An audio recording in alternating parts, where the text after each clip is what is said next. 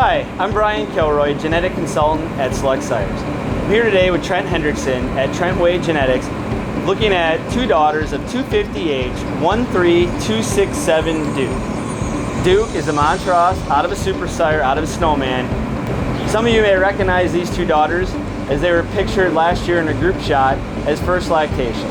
They're now fresh second calf, and Trent will tell you about how well they're doing for him early on in the lactation.